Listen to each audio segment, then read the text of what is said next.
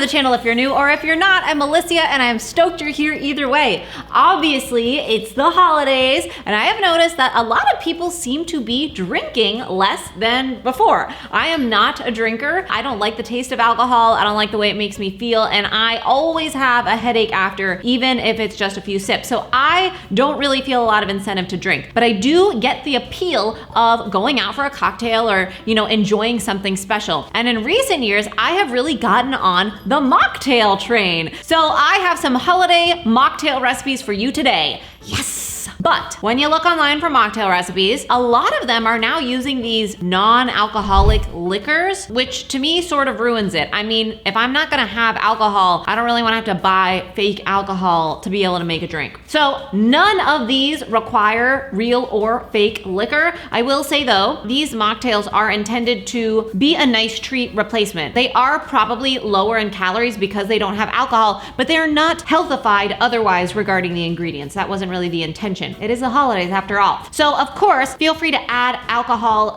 if you want, or modify these or add the fake alcohol or whatever. First up, a mulled wine. Mulled wine is really just a spiced red wine, usually made with fresh fruit or dried fruit. The beautiful thing about this recipe is it's really versatile. So instead of wine, I used cranberry and grape juice. Feel free to use one or the other if you prefer. And then I added in a fresh apple and orange sliced, some fresh cranberries, cinnamon sticks, star anise, cloves, and some ground nutmeg for the spices. It is just gonna simmer over low heat for about 20 minutes or up to an hour. If you go longer, it will get more flavorful, so if you can let it sit, that's great, and it is going to make your house smell delicious. I did not add any sugar at all because the juice was plenty sweet to me. You could add it after you simmer if you feel it's not sweet enough. Now to serve, I wanted to make it sort of special, and I love a sugared rim. I dipped a glass into a shallow dish of lemon juice, let the excess gently drip off, and then dipped that into a shallow dish of sugar crystals. Voila! So just be patient with adding the wine so you don't ruin the beautiful sugared rim. Of course, it will all taste delicious just the same. This is sweet, fruity, tart, and even spicy. That is holiday spicy, not heat, of course. Without the alcohol, it's like a special winter spiced punch. It can be served warm or chilled. I actually prefer this non-alcoholic version warm. So festive. Okay, next up, an apple ginger beer. This one is so easy, it almost seems like a cop-out, but if your goal is to enjoy something special, this will do the trick with only 3 ingredients. First of all, in case you don't know, ginger beer is naturally a non-alcoholic beverage. It has got a robust and spicy flavor because it is made with ginger. For this mocktail, I simply combine ginger beer, apple cider, and lime juice. That's it. Just whisk it together and boom, a holiday ginger beer offering something special in a glass without any alcohol or much effort required. I like ginger beer, but it is really gingery. It's spicy. The apple cider in this helps to tame it a bit, and it adds holiday flair. So I really love this drink.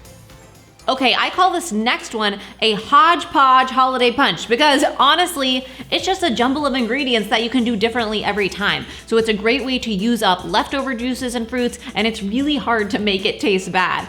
I went with a mix of cranberry juice, orange juice, pineapple juice, pomegranate juice, and white grape juice.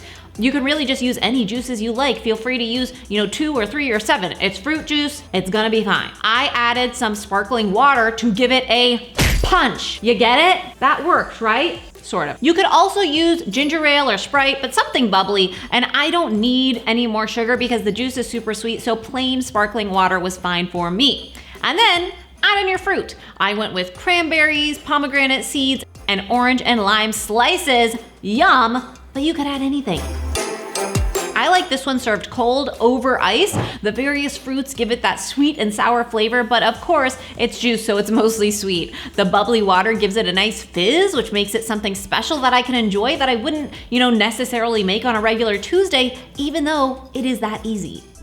What would you put in your holiday punch? Let me know in the comments below. I have one more for you, but I want to remind you, don't forget to subscribe and hit the bell for more health and food content.